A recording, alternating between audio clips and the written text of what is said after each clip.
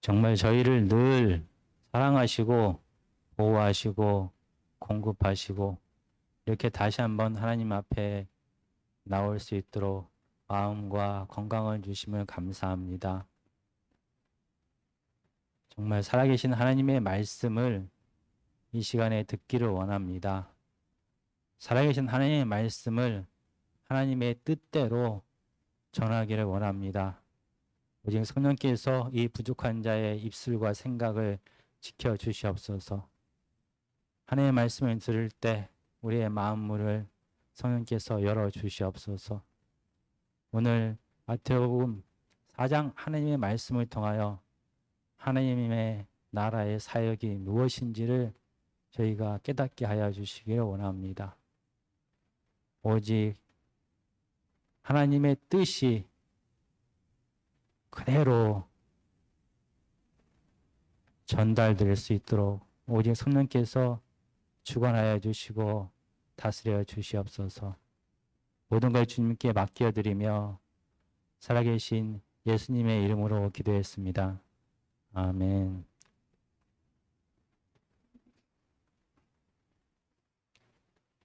그렇죠.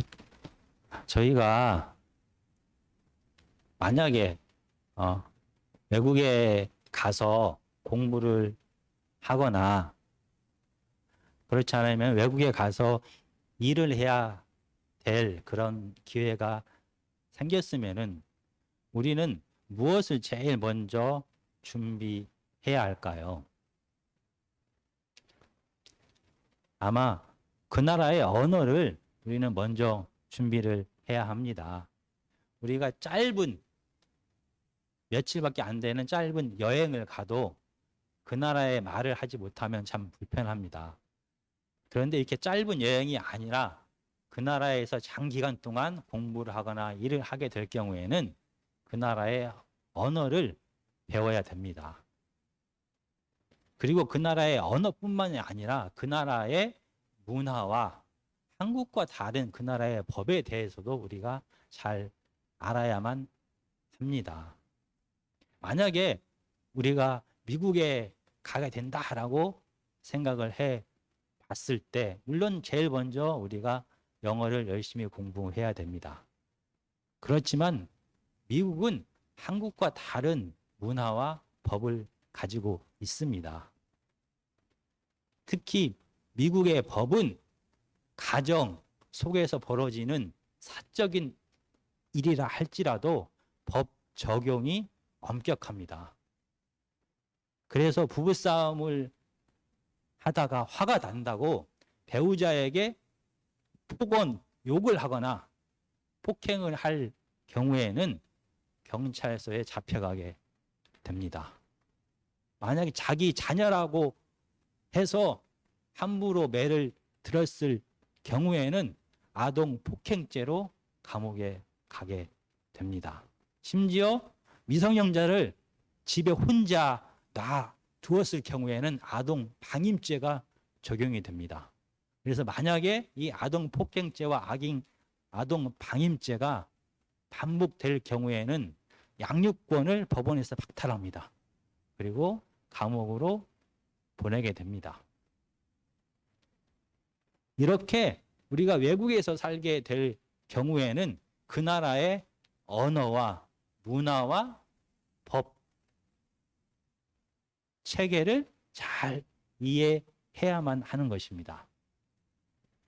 우리는 지금 마태복음을 통하여 하나님 나라에 대하여 배우고 있습니다. 이스라엘 땅에 구약에서부터 예언되어진 다윗 혈통의 메시아이신 예수님을 통하여 하나님의 나라가 시작되었습니다. 그리고 우리가 오늘 볼 하나님의 말씀 마태복음 4장 23절에서 25절까지는 이 하나님의 나라의 구체적인 사역에 대하여 요약해서 기록하고 있습니다. 그런데 하나님의 나라의 사역, 이 세 가지 사역을 기록하고 있는데 이 세 가지 사역을 자세히 살펴보면은 좀 이상한 것을 발견하게 됩니다. 우리가 오늘 마태복음 4장 23절에서 25절까지를 천천히 다 같이 읽겠습니다. 시작. 예수께서 온 갈릴리에 두루 다니사 그들의 회당에서 가르치시며 천국 복음을 전파하시며 백성 중에 모든 병과 모든 약한 것을 고치시니 그의 소문이 온 수리아에 퍼진지라.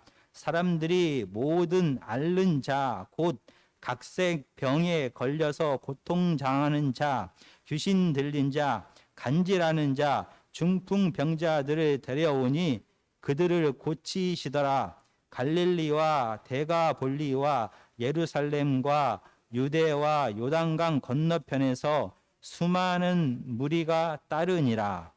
여기 25절에 데가볼리는 그쪽 갈릴리 지역에 있는 이방 땅입니다. 광야에서의 마귀의 시험을 이기시고 드디어 하나님의 나라가 예수 그리스도를 통하여 시작되었습니다. 그런데 이스라엘의 왕으로 오신 예수 그리스도의 하나님의 나라의 시작은 수도인 예루살렘에서 시작되지 아니했습니다. 수도는 이스라엘의 힘과 권력이 한 군데로 모여 있는 곳입니다. 이스라엘의 주류 사람들이 살고 있는 곳입니다. 왕이 그곳에 살고 있고 하나님의 성전이 있는 곳이 바로 예루살렘입니다. 이스라엘의 왕으로 오신 예수 그리스도께서 하나님 나라를 시작하셨는데 이 수도인 예루살렘에서 시작하지 아니하고 변두리 갈릴리에서 하나님의 나라가 시작되었습니다. 그리고 이 하나님 나라를 함께 할 제자들을 예수님께서 선택하셨습니다.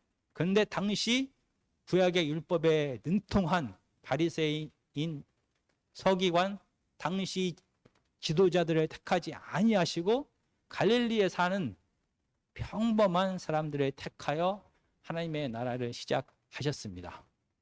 이 당시 유태교 지도자들과 다르게 이 예수님께서 택하신 제자들은 하나님의 나라를 기대하는 사람들이었습니다. 그래서 제자로 부름을 받았을 때 그들은 지금까지의 모든 삶을 다 내려놓고 예수님을 따라가고 하나님 나라에 충성할 것을 결심합니다. 이렇게 변두리 갈릴리에서 평범한 사람들을 통하여 하나님의 나라가 시작되었습니다. 그리고 오늘 마태복음 4장 23절에서 25절까지는 이 하나님 나라의 사역을 세 가지로 간단하게 요약을 하고 있습니다. 첫 번째는 회당에서 가르쳤다라고 얘기를 합니다. 두 번째는 하나님 나라의 복음을 전파하였다라고 얘기를 합니다. 세 번째는 약하고 병든 것을 고치셨다라고 얘기를 합니다. 이 세 가지 사역에 대하여 오늘 우리가 살펴보기를 원합니다. 먼저 세 번째 사역을 먼저 살펴보겠습니다.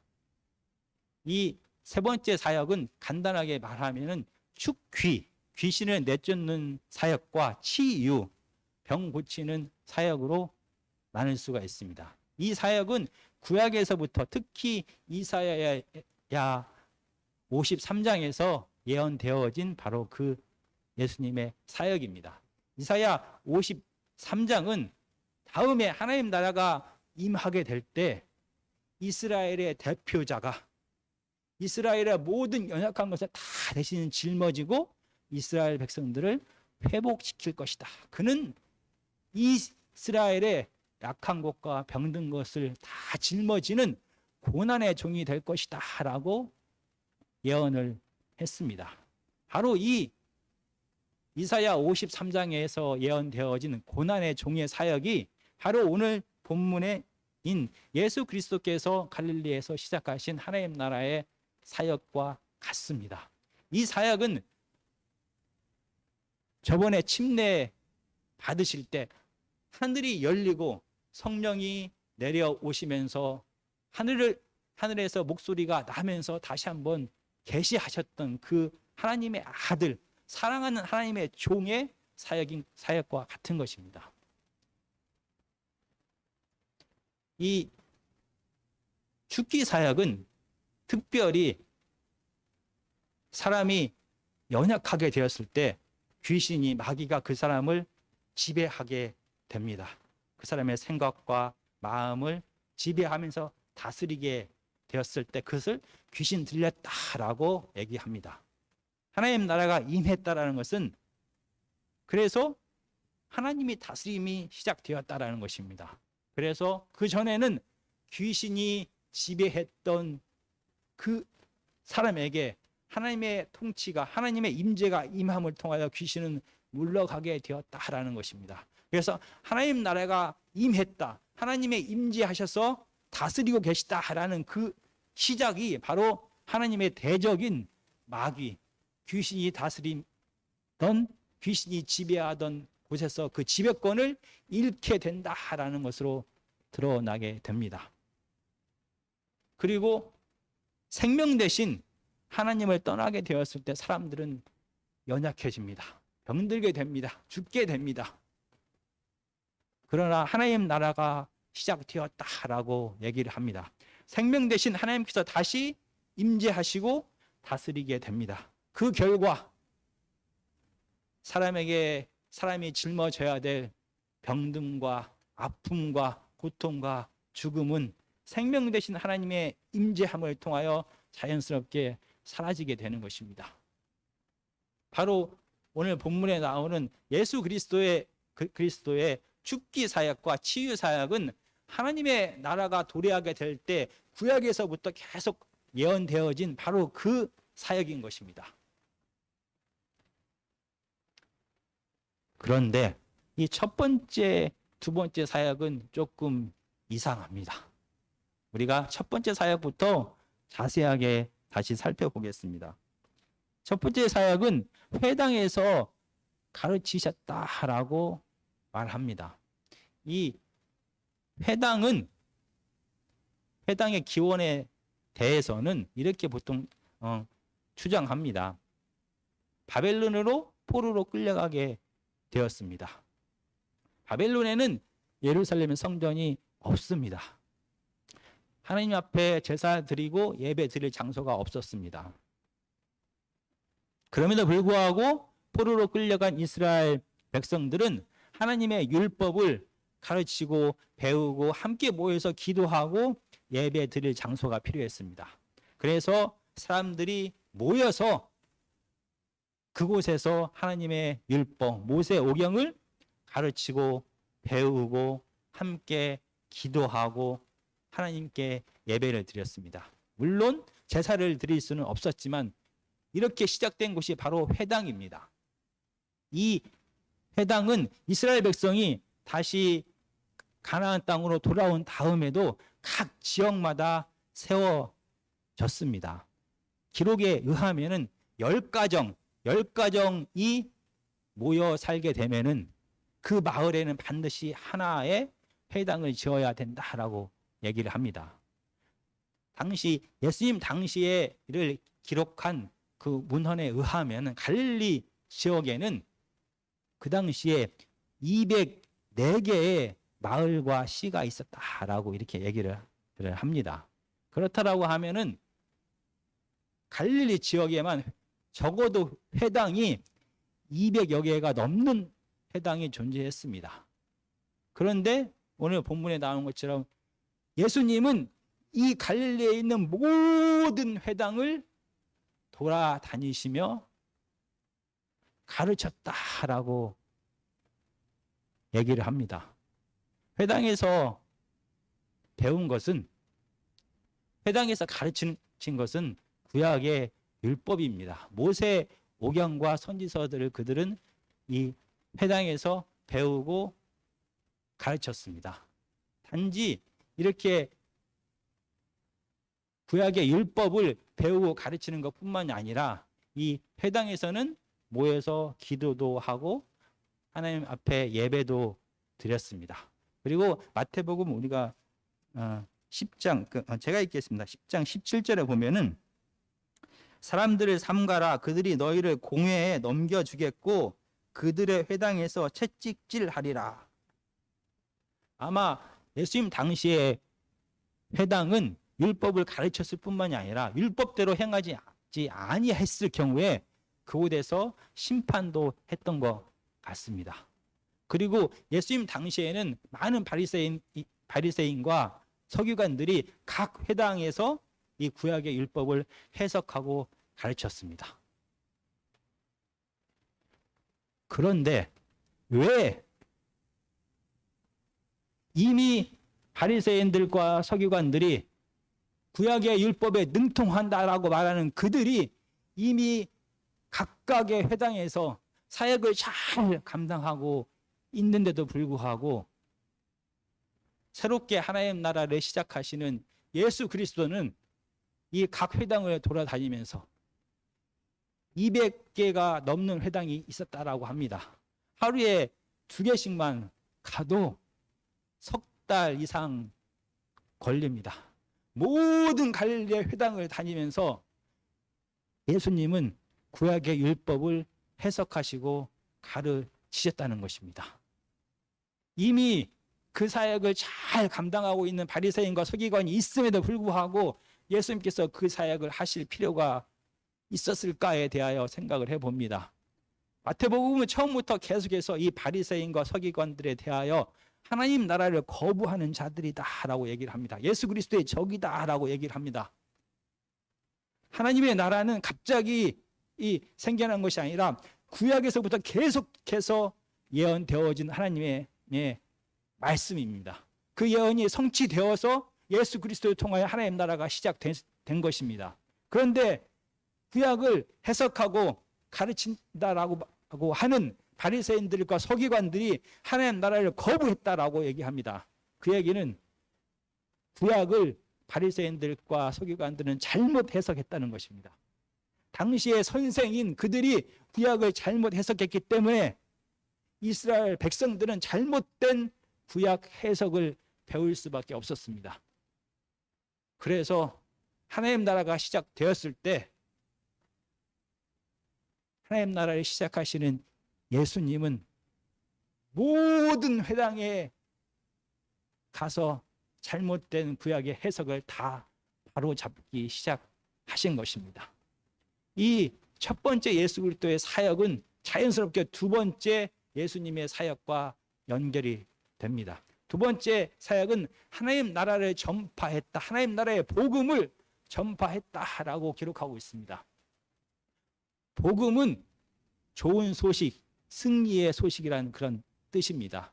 처음에는 좋은 소식, 승리의 소식을 전하는 사람이라는 것에서 유래가 되었지만 예수님 당시에는 그 뜻보다는 전하는 사람, 뜻보다는 그 소식 자체에 더 집중하였습니다. 당시의 배경 속에서 이 복음, 좋은 소식은 로마 제국과 로마 황제와 연관을 다 갖고 있을 때만 이 복된 소식, 기쁜 소식이 되는 거였습니다. 만약에 로마의 황제가 아들을 낳았다라고 말하면 이 소식이 온 식민지 국가에 다 전파됩니다. 그 소식은 기쁜 소식이 됩니다. 복음이 되는 것입니다. 만약 새로운 황제가 로마 제국에 즉위하였다라고 하면 그 소식은 기쁜 소식, 승리의 소식, 복된 소식이 되는 것입니다. 그때 복음이다라고 이렇게 얘기를 합니다. 만약에 로마 제국이 전쟁터에 나가서 승리를 했습니다. 그래서 식민지를 더 하나 갖게 되었습니다. 로마 제국이 확장되었습니다. 그때 그 소식을 바로 모든 로마 제국이 다스리는 백성들한테는 좋은 소식, 승리의 소식이 되는 것이었습니다. 이런 배경 속에서 이스라엘 백성들은 살고 있습니다. 지금 바벨론으로 끌려가면서 나라를 잃은 지 600여 년이 가까워집니다. 바벨론, 페르시아, 그 다음에 그리스, 그리고 로마 제국이 이스라엘을 다스리고 있습니다. 이스라엘 백성들은 600여 년 동안 나라 잃은, 주권을 잃은 식민지 백성으로 고난받으며 가난 가운데 살아가고 있습니다. 그들에게 복된 소식, 복음, 기쁨의 소식은 무엇이었을까요?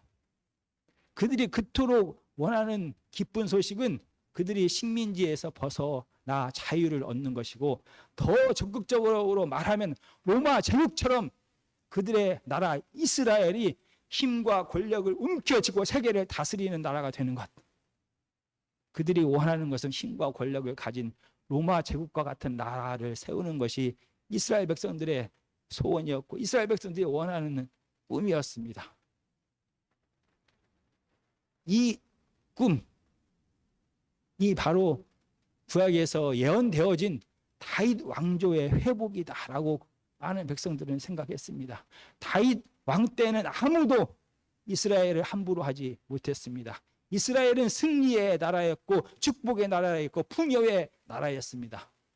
식민지를 살아가는 이스라엘 백성들에게 예수 그리스도, 아니, 하나님께서 회복하실 이스라엘은 바로 이 다윗 왕조, 승리와 풍요와 권력을 가진 그 왕조를 꿈꿀 수밖에 없었습니다. 그리고 이 백성들의 꿈을 바리새인들과 서기관들은 구약을 그렇게 해석함을 통하여 실현시켜 주기를 원했고 그 꿈이 맞다라고 동조하였습니다.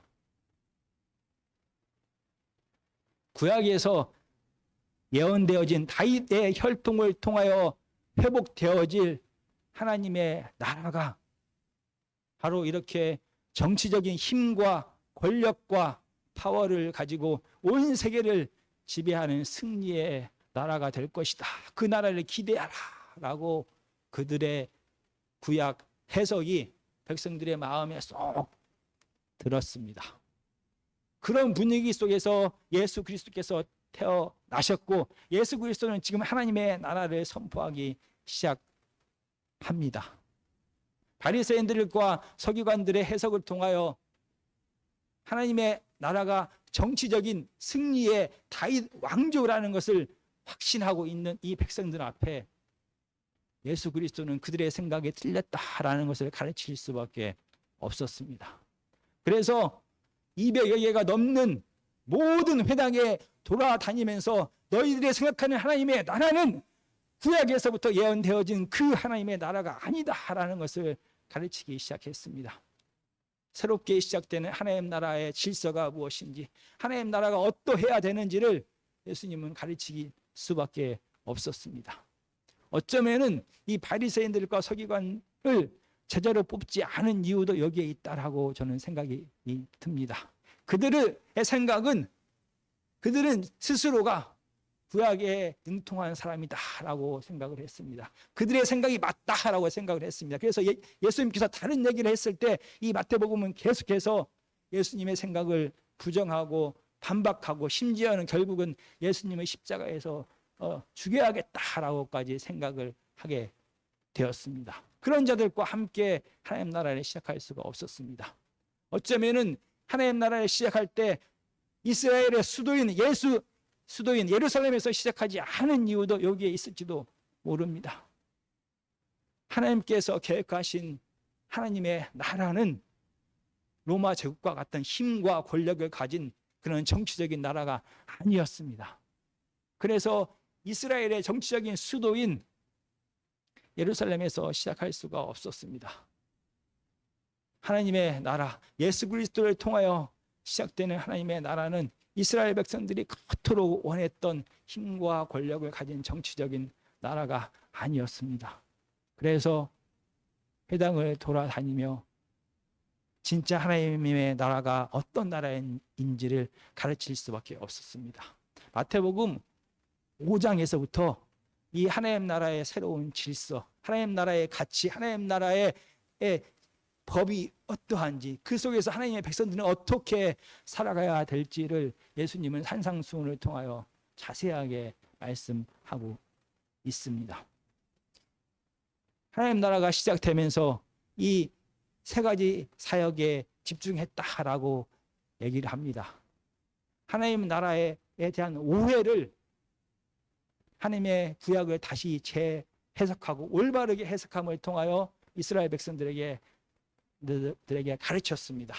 그것뿐만이 아니라 하나님 나라의 백성들에 대한 태도에 대하여도 예수님은 고치기를 원했습니다. 당시에 정통적인 유대인들은 택함을 받은 하나님의 자녀의 모습을, 하나님의 다스리는 자의 모습을 유대인 남자라고 생각했습니다. 그것도 건강하고 권력을 가지고 부유한 유대인 남자가 바로 하나님의 축복을 받은, 하나님의 택함을 받은 그런 사람이다라고 생각을 했습니다. 그렇다라고 하면은 여자, 아이들, 가난한 자, 병든 자, 이방인들은 하나님의 축복을 받은 사람들 속에 포함될 수가 없는 것이었습니다. 그러나 하나님 나라를 시작하시는 예수 그리스도께서도 같은 생각을 품고 있었는지 이 세 번째 사역을 통하여 우리는 다시 한번 살펴보기를 원합니다. 이 세 번째 사역은 우리가 잘 서두에서 말씀드린 것처럼 이 병든 자에 대한 사역입니다. 신약 성경은 이 병듦에 대하여 어떻게 생각하고 있었을까에 대하여 잠깐 살펴보기를 원합니다. 왜 병이 들까요?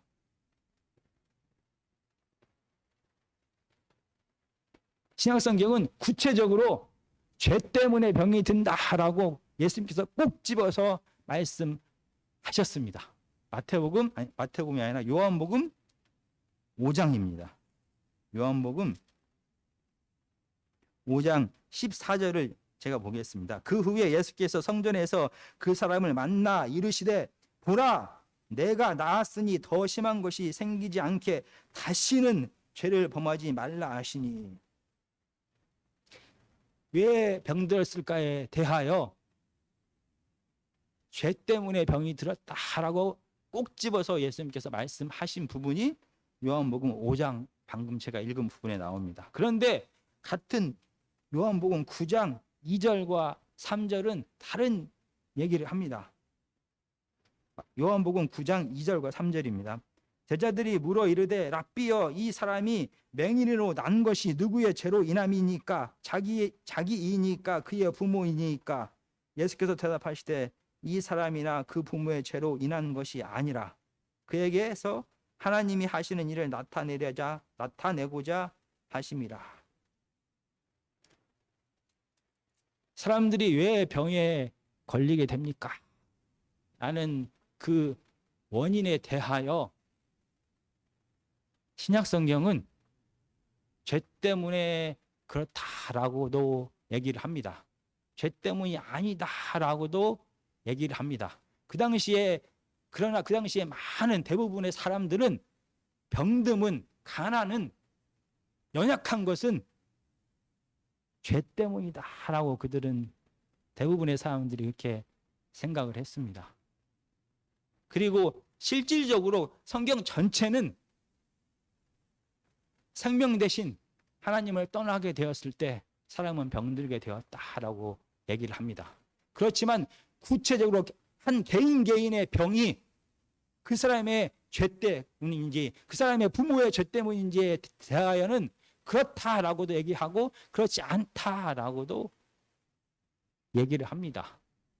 그럼에도 불구하고 예수님 당시에는 병에 걸린 많은 사람들은 대부분의 사람들의 시선을 통하여 네가 죄를 졌으니까 이렇게 병이 들었지라는 시선으로 그들은 고통당해야만 했던 것입니다.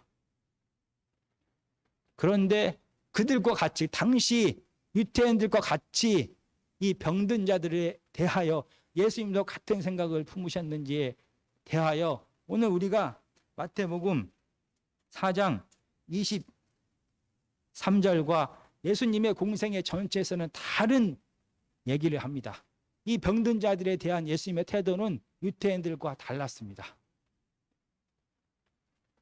이 병듦의 원인이 무엇인지에 집중하기보다는 예수님은 이 병든 사람들의 고통과 아픔과 다른 사람으로부터 받는 멸시에 집중하셨습니다.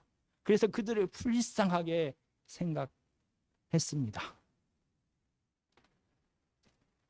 오늘 마태복음 23장에서 모든 병과 모든 약한 것을 고치시니라고 얘기를 합니다. 이 고치다라는 이 단어에 대하여 우리가 집중해 봐야 됩니다. 이 고치다라는 말은 섬기다라는 단어에서 왔습니다. 하나님을 섬기다라고 할 때 이 단어를 사용합니다. 왕을 섬기다라고 할 때 이 단어를 사용합니다. 이 단어가 확장되어서 연약한 것을 치료하다라는 말까지로 확장되었습니다. 많은 유대인들은 당시에 병든 자를 바라볼 때 이 죄인이라고 생각을 했습니다. 그래서 그 아픈 것에 집중하기보다는, 그의 고통에 집중하기보다는 그가 왜 병들었는지에 집중하면서 그를 정죄하고 무시했습니다. 그러나 죄를 판단하시는 주권을 가진 하나님이신 예수 그리스도는 달랐습니다. 그 사람의 병듦의 원인이 무엇인지를 밝히는 것이 중요한 것이 아니라 그 부분을 하나님께 있습니다. 우리는 잘 모릅니다. 그 사람의 아픔에, 그 사람의 고통에, 그 사람의 외로움에 집중하였습니다.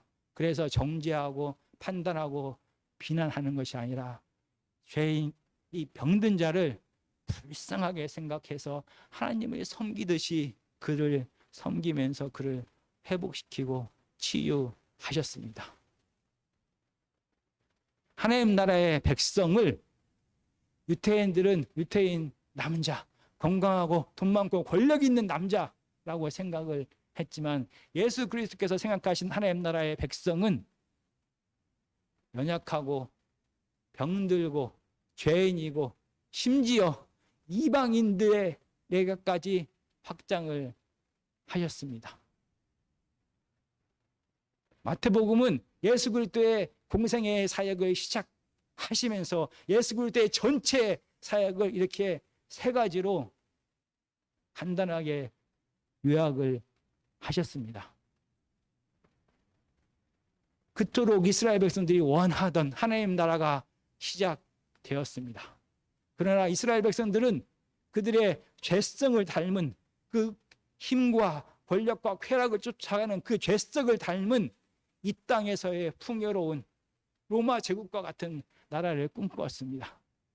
그러나 구약에서부터 하나님께서 예언하신 하나님의 나라는 힘과 권력을 가진 로마 제국과 같은 나라가 아니었습니다. 도리어 죄인과 병든과 아픔을 대신 짊어지는, 그래서 하나님께서 주신 모든 것에 모으는 것이 아니라 나누어 주는, 사람의 생각과 너무나 다른, 이 세상의 왕국과 너무나 다른, 우리의 죄성과 너무나 다른 하나님의 나라를 시작하셨던 것입니다. 그래서 이스라엘 백성들의 생각을 바꿔야만 했습니다. 그래서 200여 개가 넘는 각 회당을 계속 돌아다니면서 그들의 잘못된 생각을 바꾸시고 가르치고 진짜 하나님의 나라가 무엇인지를 계속해서 전파하셨습니다. 진짜 하나님 나라가 임했을 때, 생명 되신 하나님의 임재와 통치가 임했을 때 죄의 결과로서 찾아오는 죽음과 고통과 아픔과 두려움은 자연스럽게 사라지게 되었습니다. 이렇게 시작되는 하나님의 나라에는 연약한 자, 여자, 아이, 병든 자, 죄인, 심지어 이방인들까지 포함되었다라고 예수님은 말하고 있습니다. 이게 바로 성경에서 말하는 하나님의 나라, 하나님의 통치인 것입니다. 우리 모두는 예수님을 믿는 사람입니다. 우리 모두는 하나님의 백성입니다. 우리가 꿈꾸는 하나님의 나라는 어떤 나라입니까? 우리가 생각하는 하나님이 다스리는 사람의 모습은 어떤 모습이어야만 합니까? 만약 교회 속에서 얘기되어진, 기도되어지는 그 소리와 세상 밖에서 이야기하고 얘기되어지는 소리가 같다라고 말하면 우리는 뭔가 고민을 해야만 하고 다시 한번 하나님의 말씀 속으로 들어가야만 합니다. 만약 절에서 석가모니 앞에서 기도하는 기도 소리와 교회에서 하나님 앞에 하는 기도 소리가 같다라고 한다면 우리는 다시 하나님의 말씀 속으로 들어가서 구약의 하나님의 말씀을 다시 해석해야만 하는 것입니다. 하나님의 주인이다 말하는 우리의 소원이 하나님의 전혀 알지 못하는 세상 사람들의 소원과 똑같다라고 말하면 우리가 정말 하나님의 복음 속에 말씀 속에 서 있는지 다시 한번 생각을 해봐야만 하는 것입니다. 세상 사람들은 재물에 대하여 얘기합니다. 세상 사람들은 승리에 대하여 얘기를 합니다. 세상 사람들은 건강에 대하여 얘기합니다. 세상 사람들은 자기 아들들의 출세에 대하여 얘기합니다. 세상 사람들은 권력에 대하여 얘기하고 그것이 그들의 소망입니다. 만약 예수 믿는 사람들의 목표가 소원이 세상 사람들처럼 출세와 성공과 권력과 재물이라고 한다면 우리가 정말 하나님의 사람인지 우리가 정말 예수 그리스도 안에 있는 사람인지 우리는 다시 한번 살펴봐야 되는 것입니다. 예수 그리스도를 통하여 시작되는 하나님의 나라는 우리의 죄성을 닮은 세상의 나라와 너무나 달랐습니다. 그래서 예수 그리스도는 하나님의 나라에 대해서 잘못 알고 있는 이스라엘 백성들에게 구약을 다시 해석하고 가르치면서 진짜 하나님 나라가 무엇인지를 선포하고 가르칠 수밖에 없었습니다. 우리가 하나님의 말씀을 통하여 다시 한번 하나님의 나라의 모습이 어떠한지, 하나님의 다스리는 자의 모습이 어떠한지를 살펴봐야 됩니다. 우리의 모습이 예수 그리스도를 쫓아가는, 예수 그리스도의 십자가의 길을 쫓아가는 하나님의 아들의 모습인지, 여전히 죄성을 가지고 힘과 쾌락과 권력을 쫓아가는 세상 자녀의 모습인지 우리는 우리 스스로를 늘 말씀을 통하여 살펴봐야 되는 것입니다. 하나님 나라가 임했을 때, 하나님의 임재와 다스림이 있을 때 이 모든 것은 하나님께서 다 더하여 주신다라고 얘기를 합니다. 우리의 건강과 우리의 성공과 이 땅에서의 삶과 재물은 하나님 나라를 우리가 하나님 나라가 임하게 되면은 그냥 하나님께서 값없이 공짜로 은혜로 하나님의 뜻 가운데 그냥 거저 주신다라고 얘기를 합니다. 세상 사람들이 원하는 소원이, 소망이 목표가 되어서는 안 됩니다. 우리의 삶의 소원이 되어서는 안 됩니다. 하나님을 믿는 사람들의 소원은 하나님의 나라가 임하게 하는 것입니다. 하나님의 나라가 우리의 가정에, 내 삶 속에, 우리 교회에, 우리 사업장에 임하게 하여서 하나님께서 임하셔서 생명이 넘치는 그것을 만드는 것, 그것은 하나님께서 하십니다. 우리가 구하는 것은 하나님만을 구하면 됩니다. 하나님께서 우리에게 임하시고, 우리 가정에 임하시고, 우리 교회에 임하시고, 우리의 사업장에 임하시게 되면 이 생명 되신 하나님의 역사가 자연스럽게 나타납니다. 죽었던 생명이 살아납니다. 고통이 사라집니다. 위로를 받습니다. 기쁨을 얻게 되는 것입니다. 이 순서를 잘 기억해야만 합니다. 만약 예수 그리스도께서 이 땅에 오셔서 그의 공생의 내내 이 세 가지 사역에 집중하셨다라고 하면 우리도, 우리 교회도, 우리 사업장도 이 사역을 함께 따라가야 되는 것이 우리의 사명인 것입니다. 아무리 힘들고 어려워도 지치지 말아야 됩니다. 많은 사람들은 여전히 축복에 대하여, 복에 대하여 이렇게 얘기합니다. 성공이다, 돈이다, 재물이다, 권력이다. 그게 마치 전부인 것처럼 얘기를 합니다. 그들에게 아무리 그것이 아니라 진짜 복음은 예수 그리스도의 삶을 쫓아가는 것이고, 진짜 복음은 하나님께서 그곳에 임하셔서 그 땅을 변화시키는 것이다 라고 아무리 얘기해도 세상은 이 죄성과 닮은 그들의 생각을 버리지 않을지도 모릅니다. 우리는 점점 지쳐갈지도 모릅니다. 그러나 우리는 예수님을 생각해야 됩니다. 200여 개가 넘는 각각의 회당들을 두루 다니면서 잘못된 가르침을 다시 해석하고 가르침을 통하여 진짜 하나님 나라의 모습이 무엇인지, 진짜 하나님 나라의 백성의 모습이 어떠한지를 우리는 가르치고 그대로 실천하면서 살아야만 되는 것입니다. 우리가 이렇게 하나님 나라를 구할 때, 하나님 나라를 구하고 하나님의 뜻대로, 하나님 나라의 질서대로 살아갈 때, 우리가 이 땅을 살아가면서 우리가 필요한 모든 것은 하나님께서 하나님의 때 우리의 그릇만큼 분명히 채워 주실 것입니다.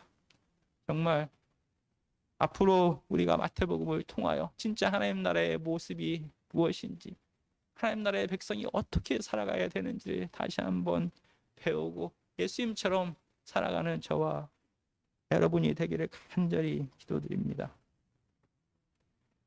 오늘 찬송가